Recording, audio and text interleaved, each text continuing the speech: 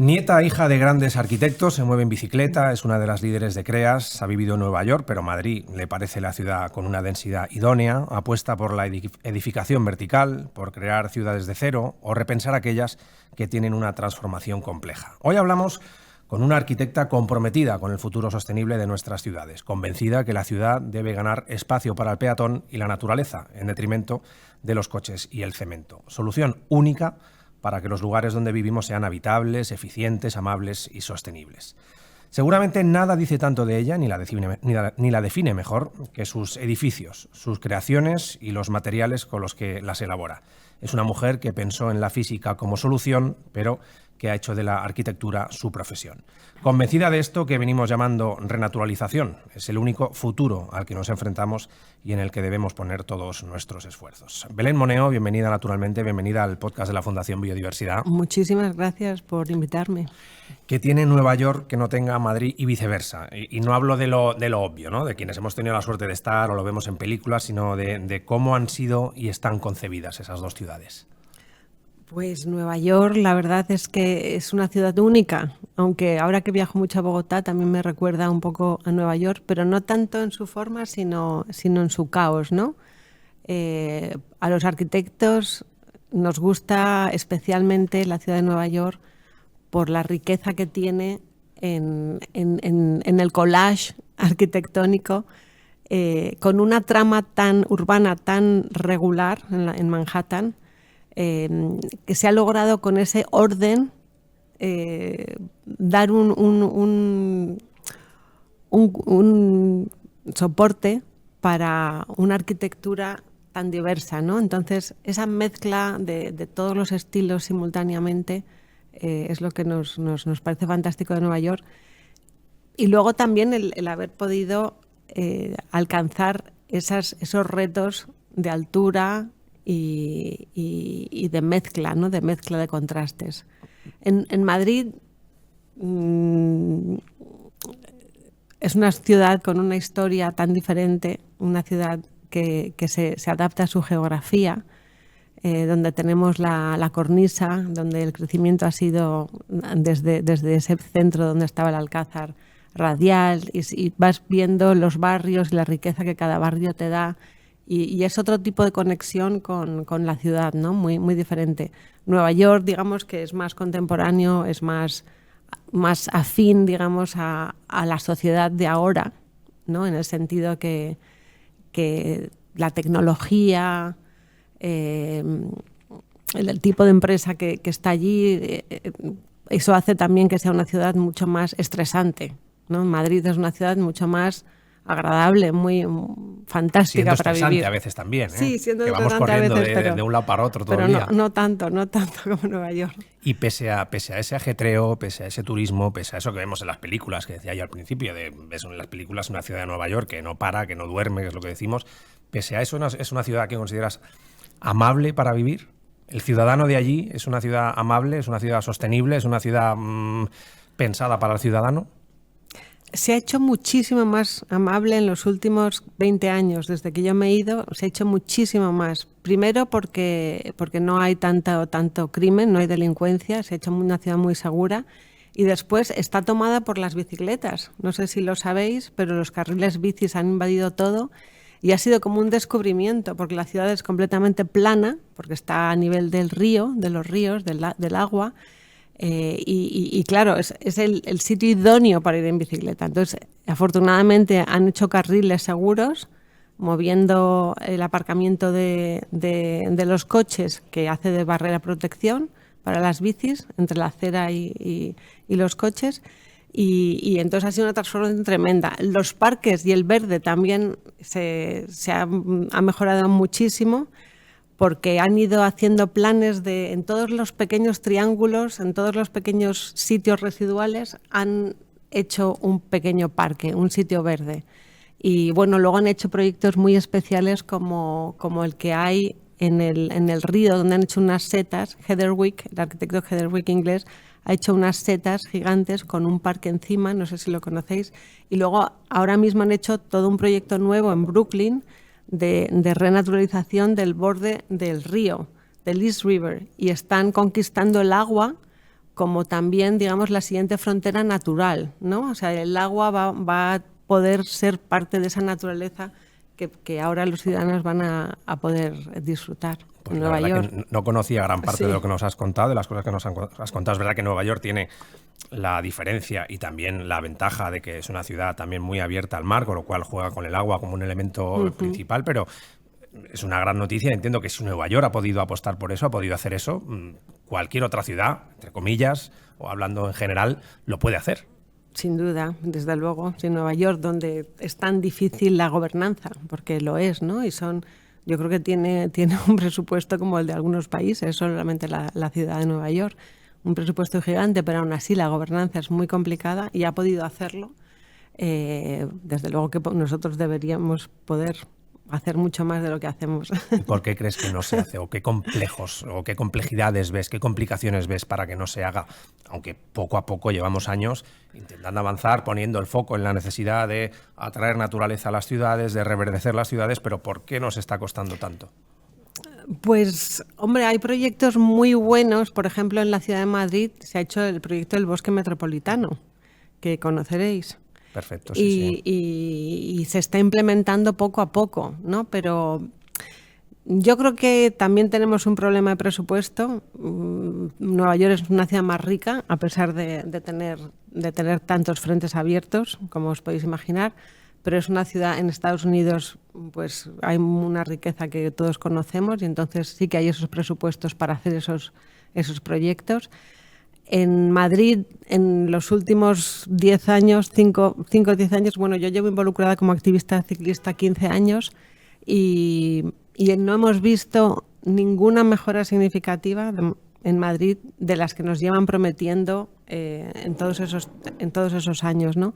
De hecho, el presupuesto para carriles bici iba a ser 30 millones en los siguientes 10 años y creo, si no me equivoco, que se ha incluso reducido. Entonces, no tenemos presupuesto, no tenemos asignación presupuestaria porque no hay voluntad de que sea así.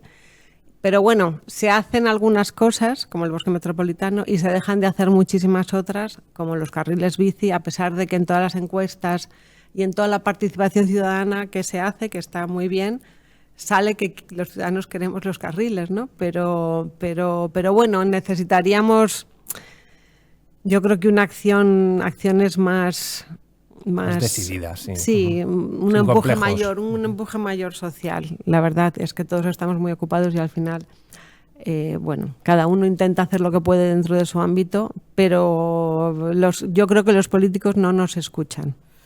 Lo bueno es que yo creo que tú lo decías, que hay una demanda social. Ya no hablamos de Madrid, hablamos a nivel mundial incluso, pero vamos a ceñirnos a España. Hay una demanda de los ciudadanos por tener una movilidad más sostenible, por poder respirar un aire más limpio. Y eso yo creo que es lo que también está provocando que también a través de los fondos Next Generation, a través de otro tipo de fondos, vayamos un poco implementando esas medidas que tanto necesitamos en las ciudades. Sin duda. Sí, se vio claramente con la pandemia que la contaminación venía por el uso del vehículo privado. Y es verdad que Madrid está haciendo algunas cosas, bueno, por ejemplo, el transporte público gratuito, ¿no? que está fomentando y que sí que estamos mejorando algo con la almendra central, con los aparcamientos restringidos, con muchas cosas, ¿no? Y es verdad que el tráfico está un poquito más templado, lo notamos los ciclistas. Menos cuando es la hora punta de llevar a los niños al colegio. Exacto. Pero eso no quiere decir que niños y gente mayor se atreva a coger la bicicleta. Entonces, no hemos avanzado tanto. Esa es la verdad. No, es verdad que muchas veces en las ciudades hay carriles bici que no están conectados, con lo cual te sirve de poco el poder, una ciudad, para que un carril bici sea usable, por así decirlo, tienen que estar bien conectados, si no, no tiene mucho sentido. Por supuesto, y el carril de la Castellana se ha terminado en nuevos ministerios y no hay ningún plan de que se continúe, cuando en teoría iba a haber terminado en la legislación anterior. Entonces, bueno, los ciclistas tenemos mucho que reivindicar todavía. Bueno, vamos a otra de tus, aparte de la bici, a tu profesión, por así decirlo, a la arquitectura. ¿Cómo puede la arquitectura o cómo está la arquitectura cambiando la vida de 48 millones de habitantes en España? ¿Qué puede aportar la arquitectura a ese cambio, a esa transformación?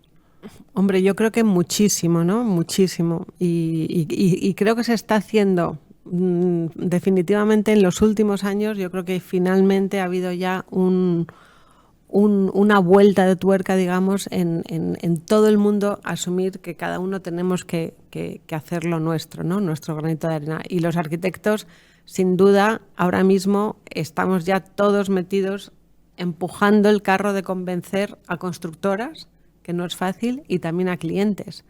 Porque yo creo que los arquitectos tenemos esa labor de comunicación, de explicar cómo la arquitectura, a través de la captación de energías y a través de la buena implementación de los procesos constructivos, porque en el proceso constructivo hay muchísimo gasto, y también en la utilización de materiales, y también en la construcción pasiva, de arquitectura pasiva, para que...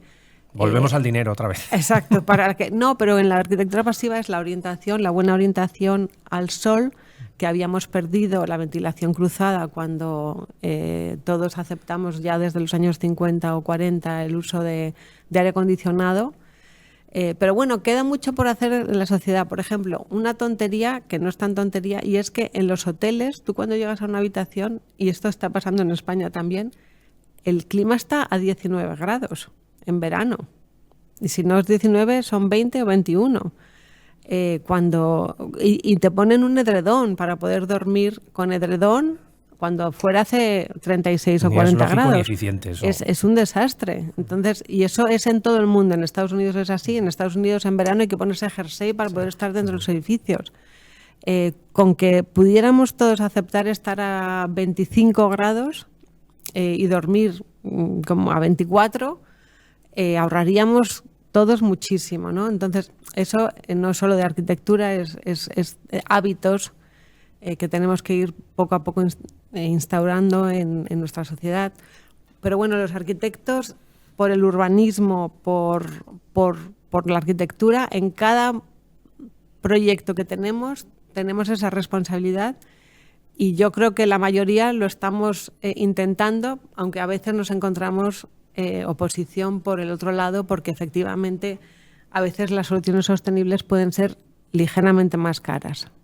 Pero al final el retorno de esa inversión siempre merece la pena. Entonces, ahí está nuestra labor, pero bueno, hay mucho que hablar en este tema. ¿En qué momento crees que, porque en otras épocas de nuestra historia se construía ya pensando sin las nuevas tecnologías que tenemos ahora, sino pensando en cómo se podía ahorrar energía, cómo se podía, lo que decías tú antes de la orientación de los edificios? ¿En qué momento de nuestra historia eso cambia y en vez de pensar en eso pensamos en lo contrario?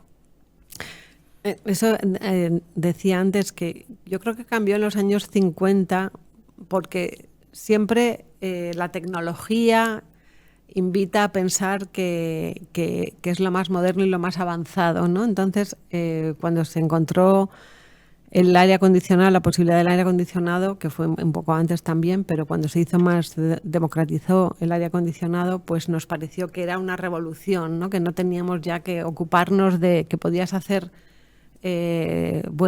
casas con cristales, todos los que quisieras, al sol, y que no había problema. Entonces, en Estados Unidos, que tenían la energía eléctrica muy barata en ese momento, pues no había ningún problema. Pero a medida que la energía se ha ido encareciendo y nos hemos dado cuenta de que estamos usando todos los recursos de la Tierra, y que eso no puede ser porque no tenemos un plan B, un planeta B, hemos tenido que dar marcha atrás. Entonces, está muy bien habernos dado cuenta, habernos ido marcha atrás y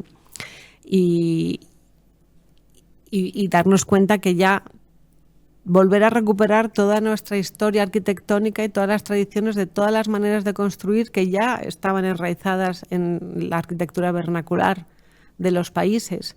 Y ahora se está poniendo muchísimo en valor esos modelos, esas tipologías que ya nos permiten estar en nuestro clima sin tener que usar medios artificiales para encontrar el confort. Decía yo en tu presentación que eres defensora, porque te he leído en alguna entrevista, de la edificación vertical. A veces pensamos que un rascacielos no es precisamente el ejemplo de un edificio sostenible. pero sí puede haber rascacielos sostenibles, precisamente un poco por los materiales que se usa en su edificación, por cómo usa la energía, igual por tener cristales que sean a su vez generadores de energía. Exacto. Bueno, viene sobre todo de la idea de que la ciudad más densa es más sostenible.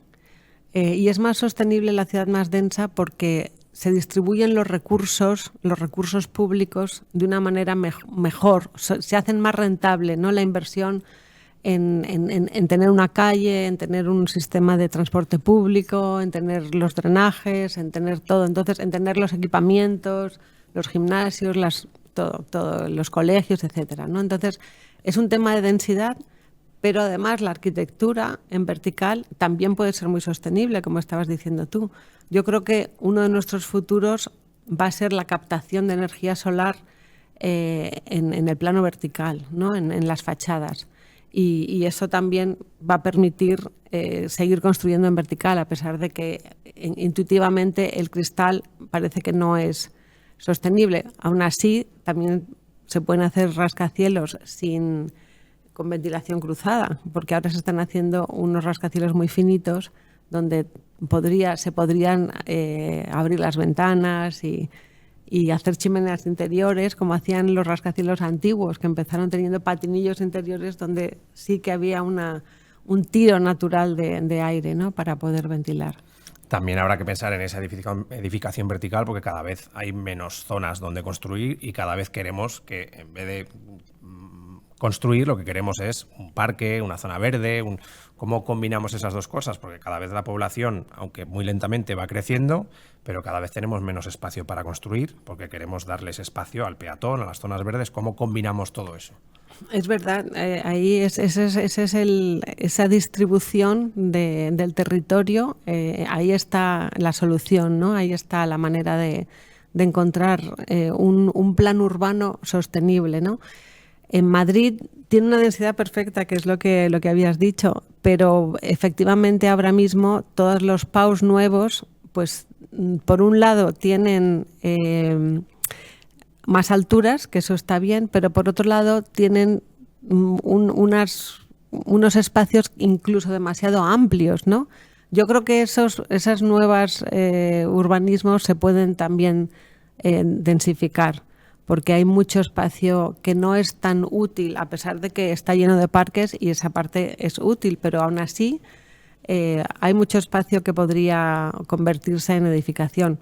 Y también hay ahora mismo en Madrid y en la comunidad mucho espacio que pertenecía también a espacios dotacionales y también territorio que tiene la comunidad que está sin utilizar. Entonces, sin duda alguna, la densificación es algo que se está estudiando. Yo creo que de hecho Madrid ha pasado normativa que va a permitir densificar más. Y hay muchas maneras muy creativas de hacerlo. Ahí seguramente conocéis la obra de Lacaton y Basal, que son unos arquitectos franceses que amplían, añaden superficie a sobre todo a las viviendas públicas, haciendo que la fachada se mueva 3 o 4 metros hacia afuera, ¿no?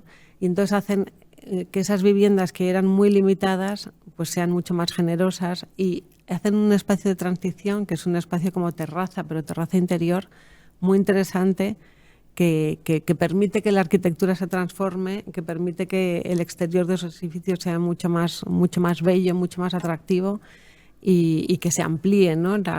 Los usos interiores y permita a más familias vivir más cómodamente. Entonces, hay muchas estrategias. Esa es solo una de ellas. Y seguramente ejemplos como este se pueden implementar en nuevos barrios que se crean, que también tenemos el ejemplo, pues hablábamos antes de Madrid, pues Madrid, al final Madrid centro, es complicado que se generen nuevas ciudades dentro de las ciudades, pero bueno, hay nuevos barrios que se pueden implementar este tipo de medidas. Pero si ahora mismo tú tuvieras que crear una ciudad de cero, ¿cómo lo harías? Pues a mí me gustaría que la ciudad tuviera todo tipo de calles, es decir, que hubiera y esto es muy en contra de lo que ocurre en Nueva York, que hay bastante similitud en la trama urbana. A mí me gustaría que la trama urbana tuviera distintos anchos, que hubiera calles estrechas, calles medianas, calles un poquito más anchas y luego ya avenidas y bulevares.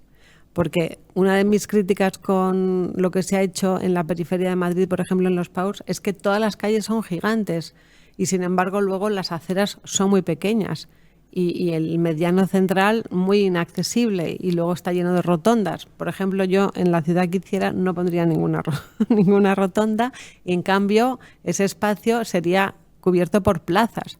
Yo haría una ciudad donde hubiera calles pequeñas, donde te encontrarías con plazas, donde hubiera distintas alturas, para crear una variedad de situaciones, una variedad de características urbanas, que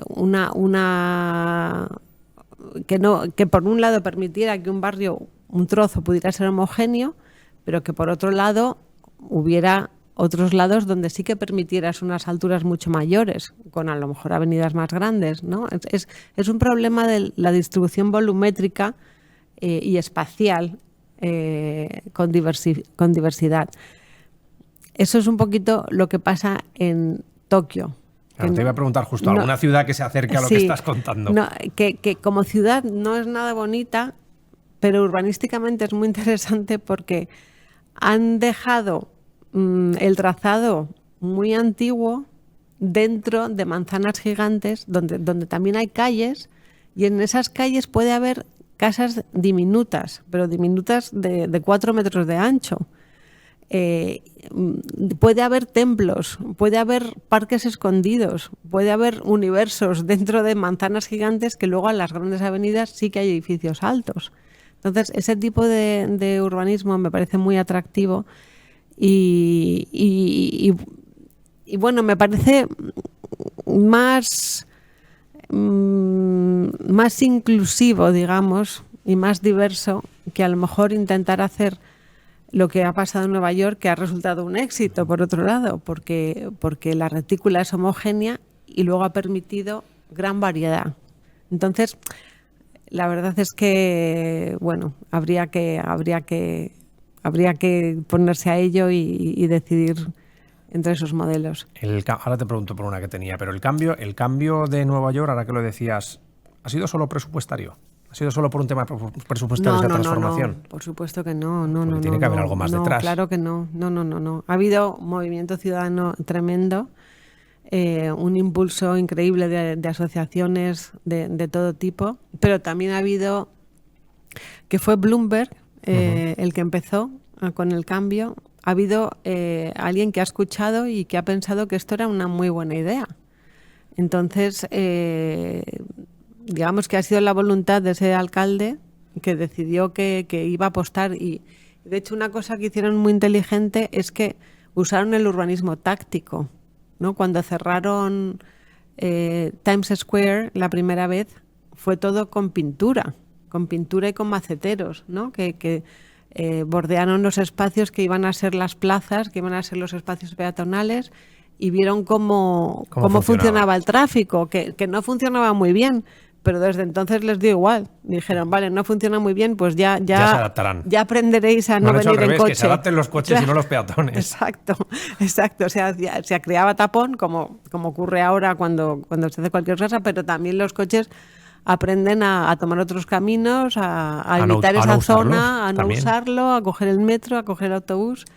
Y es así. Y bueno, nosotros con el ayuntamiento y las distintas asociaciones también, cuando llegó la pandemia, que tuvimos mucho más contacto y que parecía que estaban muy receptivos, también sugerimos, vamos a hacer el urbanismo táctico y vamos a probar a hacer los carriles en la Castellana y nada, lo que parecía que iba a ser, pues no. Entonces, el urbanismo táctico no solamente es que te permite también corregir y te permite mejorar, porque si tú ya haces un plan y, por ejemplo, el carril de Nuevos Ministerios a la Castellana, a Plaza Castilla, y hay alguna cosa que no funciona, ya te has gastado muchísimo dinero en hacer los bordillos, en hacer esto, en hacer otro. Y si tienes ahora, que lo han tenido que levantar entero después de terminado, porque está la obra del Bernabéu y ahora hay una obra en el metro de 68 millones, en el metro de la estación Santiago Bernabéu, que que no es fácil encontrar lo que se está haciendo porque el proyecto no está publicado y lo hemos buscado por todos lados y no sabemos lo que están haciendo con ese dinero público. Pero han tenido que levantar todo el carril bici recién hecho cuando a lo mejor hubieran podido... podía haber rediseñado claro, un poco. porque ahora se va a rediseñar otra vez. Entonces, yo creo que el urbanismo táctico sería una manera fantástica para el ayuntamiento de probar soluciones y de ir dando pasos más atrevidos, ¿no? Porque se puede corregir. Bueno, se ¿no? cerró, de hecho, los domingos el Paseo del Prado Sí. para el tráfico y no fue traumático. No.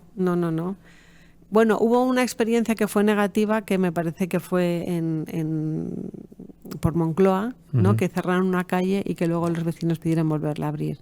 Pero bueno, más cosas se podían hacer.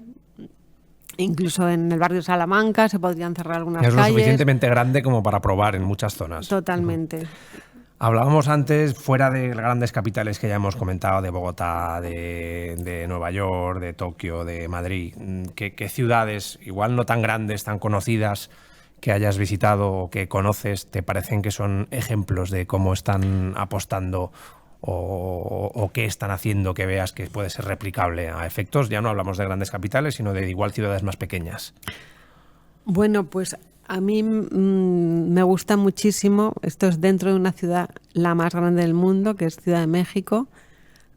Tiene unos barrios que son, digamos, como un plan piloto ideal de una ciudad, de una ciudad ideal.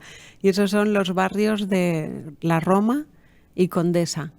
Tienen un urbanismo fantástico donde tienen una mezcla de aceras con parques, o sea, tiene también que ver con la maravilla de vegetación que crece allí, que es espectacular, que casi, bueno, voy a decir no hay que hacer nada, no, siempre hay que hacer algo, planearlo para empezar. Pero tiene una vegetación maravillosa. Hay una calle que se llama Ámsterdam, no sé si tú la conoces, que No he ido en la zona, ¿no? Es curva y en el centro tiene un bulevar con un paseo y también puedes ir en bici, y luego tiene un carril de tráfico a cada lado y luego tiene acera, pero tiene árboles altos, sombría. Y bueno, y toda la colonia, que está hecha en los años, es racionalista, en los años 30, 40, 50, está llena de edificios maravillosos.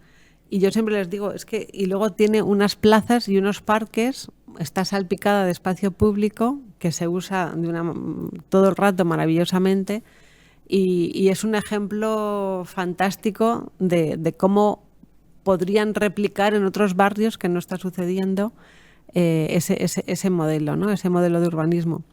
Pero bueno, hay muchas ciudades maravillosas. O sea, ¿Y en España una ciudad para ir en bici, una ciudad para pasear? Bueno, la verdad es que no he estado en Pontevedra, que es siempre el ejemplo que ponemos, pero bueno, a mí me encanta, por ejemplo, me gusta muchísimo Palma. Es una ciudad preciosa para pasear, más que para ir en bici, porque su casco es... Pero también tiene ciertos problemas de circulación, tiene muchos problemas de circulación. Y más en temporada de turismo. Más en temporada de turismo. Ahora están haciendo todo el centro, el bulevar, el paseo marítimo. Desgraciadamente han cortado muchos árboles para hacerlo, que me da mucha pena y no lo entiendo. Ficus gigantes que tenían y otros árboles, pero bueno, creo que está en buenas manos y que el resultado será bueno. Pero bueno, muchas ciudades en España tenemos muchas ciudades donde los centros están muy bien, pero las periferias están muy mal.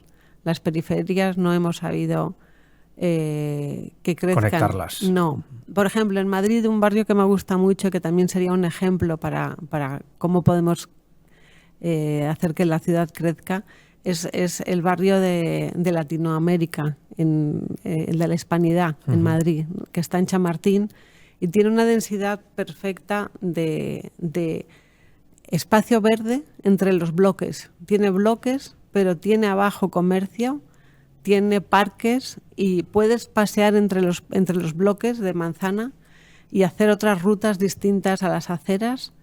y el tráfico es tranquilo y realmente es un modelo que deberíamos usar más.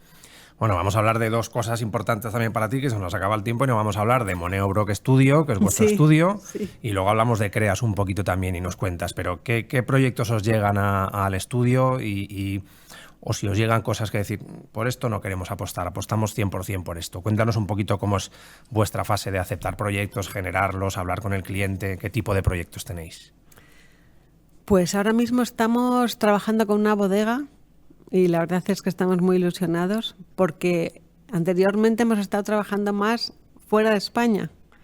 Tenemos un edificio en construcción en Bogotá y también tenemos unos edificios de residencial en altura en Monterrey, en México. Y hemos terminado un hotel en República Dominicana y eso ha hecho que tengamos un encargo para hacer una casa que estamos haciendo allí. Y hemos terminado una casa muy bonita en República Dominicana, que estamos muy, muy contentos.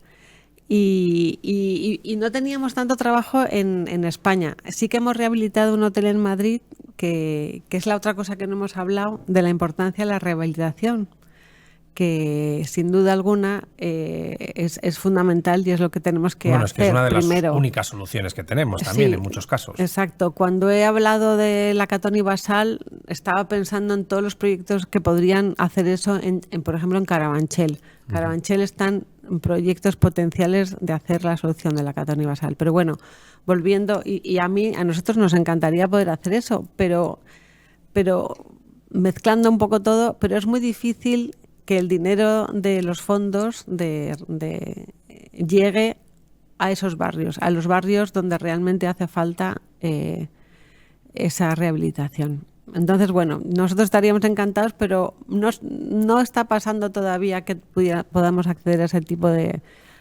de obra. Y bueno, seguimos trabajando con clientes privados, pero también hacemos concursos como el de la Plaza de Sencelles, que construimos una pequeña plaza en Mallorca, que fue un concurso público y trabajamos con la administración. Y nos encanta poder hacer eso. Ahora hay más concursos, de hecho ahora estamos concursando para hacer edificios públicos, que también nos gusta en la medida de lo posible, ¿no? Porque el cliente privado y el cliente público son muy diferentes. Muy diferentes. Y precisamente hablando de diferencias, ¿qué diferencia vuestro estudio de cualquier otro? Porque entiendo que todo esto de lo que estamos hablando, tú al final lo tienes que plasmar en tus proyectos. O sea, en lo que tú crees es en lo que luego plasmas esos proyectos. Sí.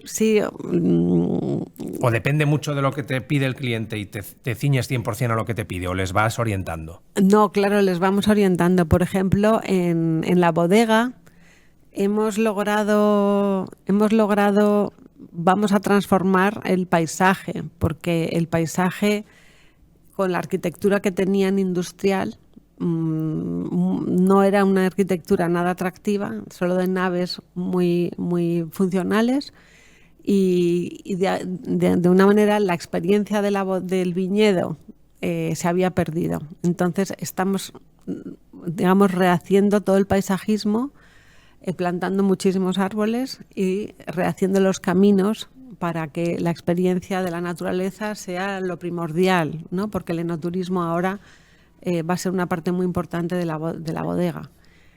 Además de que estamos rehaciendo la arquitectura de las naves, o sea, transformando. Entonces sí que lo intentamos aplicar en todos los sentidos. En la Plaza de Sencelles, pues también, porque renaturalizamos, pusimos sombra, diseñamos unos bancos que construyeron allí en Mallorca, en una fábrica local que se llama Huguet, que trabajan con el hormigón y hacen unas cosas preciosas y bueno, y además logramos meter una rampa donde había un salto grande de sección, haciendo que sea totalmente accesible, ¿no? Para todo el mundo. O sea que sin duda alguna siempre que podemos nos volcamos en eso, pero no siempre podemos. Bueno, en el hotel, por ejemplo, en el Hotel de Madrid, pues también estamos recuperando la energía con todo tipo de instalaciones que han sido caras, pero que merece la pena. Y se ha hecho una labor también muy importante de sostenibilidad, ¿no? De arquitectura sostenible. Pues vamos a acabar con CREAS, que es una de tus iniciativas más recientes o últimas. Cuéntanos un poco sobre en qué consiste, quiénes estáis, quiénes formáis parte de la iniciativa. Pues nos conocimos en una organización que hay que se llama WIRES, que quiere decir Women in Real Estate, y que es una organización que surge de querer dar más visibilidad a la mujer dentro del mundo inmobiliario, que ha estado tradicionalmente dominado por hombres, ¿no? Es una organización fantástica que hace eventos muy interesantes y realmente como arquitectas nosotros no estábamos tan metidos dentro del mundo inmobiliario y para mí ha sido un descubrimiento ver el otro lado, ¿no? del promotor y de los abogados entonces ha sido un aprendizaje. Entonces nos hemos juntado con una abogada, Pepa Torres Or, una abogada que fue directora de territorio de la Comunidad de Madrid, otra arquitecta que se ha dedicado más al sector de las finanzas en la arquitectura, que se llama Isabel Benítez, y otra arquitecta también que proyecta como yo, que se llama Mercedes Díaz, y las 4 hemos formado CREAS, que realmente surgió porque teníamos un proyecto urbano muy ambicioso, que todavía no puedo desvelar, pero que está siendo muy difícil de implementar. Pero nos han surgido a raíz de ello otras oportunidades que estamos trabajando con propietarios de inmobiliarios y, por ejemplo, en hacer comunidades energéticas, que es una figura nueva, muy interesante, donde varias propiedades localizadas cerca o no tan cerca comparten su energía, captan y pueden compartir la energía. Y bueno, está un poco separado de la arquitectura, pero también hay el tema de cómo captar esa energía, cómo hacer los edificios sostenibles. Entonces, seguimos muy interesados. Realmente la unión inicial era para poder llegar a regenerar esos barrios. Eso está siendo difícil, no sé si ya lo sabéis como conocedores del sector. Sí. Pero no hemos perdido la esperanza de conseguir llegar a la ciudad, ¿no? a la escala urbana. Pues yo creo que acabamos con esa frase, no perdamos la esperanza, porque sí. Gracias a iniciativas como CREAS, sí. A mujeres como vosotras y otras iniciativas que hay a lo largo de no solo de España sino del mundo, vamos a ir poco a poco caminando hacia ese futuro más verde. Y yo, mi esperanza y mi titular de la conversación que hemos tenido es que si Nueva York puede, sí. El resto pueden. Sí. Yo hay una cosa que me he quedado con las ganas de decir, no sé por qué se me ha escapado, y es en la parte de renaturalizar la ciudad. Yo creo que en Madrid tenemos, igual que hizo Nueva York, encontrando esos triangulitos de espacio residual, Madrid tiene un montón de espacio, tanto en las aceras como en calles, en semáforos, en rotondas, en sitios que en pequeños parques, en los barrios que están abandonados, que hay igual 4 trocitos de tierra que se pueden revegetar. Necesitamos plantar árboles. Ese quiero que sea el mensaje. Necesitamos duplicar los árboles de Madrid. Decimos que hay muchos, pero también se están cortando muchos por problemas de que piensan que hay inseguridad y que se pueden caer alguna rama, etcétera. Algunos árboles que son muy grandes se están cortando, que ahí tenemos que tener cuidado porque los árboles grandes son los que más nos ayudan a absorber, ¿no? A ser depósitos de CO2. Entonces, mi mensaje me gustaría que fuera el de poder duplicar los árboles de Madrid. Y la otra, que siempre lo digo, es poder llegar caminando al campo desde la ciudad, ¿no? Eso serían lo que me gustaría mucho que pasara aquí. Que salgas de tu casa y puedas oír pájaros, respirar aire, ver verde. Eso Exacto. Sería ideal. Igual el 100% de la población no lo vamos a conseguir, pero hay que apostar por eso. Exacto. Belén, ha sido un placer conversar contigo. Para mí y también. Que sigáis con esa fuerza apostando por esas soluciones. Un abrazo. Muchas gracias a ti.